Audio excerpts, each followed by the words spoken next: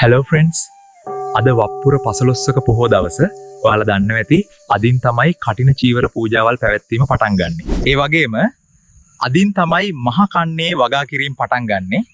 බෞද්ධ කතාවල එන වප්මඟුල් උත්සවය ගැන අහලා ඇතිනේ. හැබැයි ඔයාලා දන්නවද ලංකාවේ 100 ගණනක් දුෂ්කර පන්සල් තියෙනවා.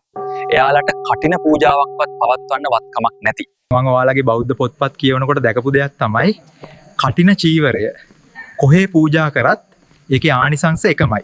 හැබැයි නගරවල් වල ලක්ෂ ගණන් වියදම් කරලා කටින පූජාව උත්සවාකාරයෙන් පවත්වනවා මම දැකලා තියෙනවා. ඒක නිසා රැල්ලට ගිහින් කටින පූජා කරන්නේ නැතිව මේ වගේ දුෂ්කර පන්සලක් තෝරගෙන කටින පූජාවක් සිද්ධ කළා නම් ඒක ගොඩක් වටිනවා. ධම්මපදයේ ප්‍රථම වග්ගයේ මෙහෙම කියවෙනවා.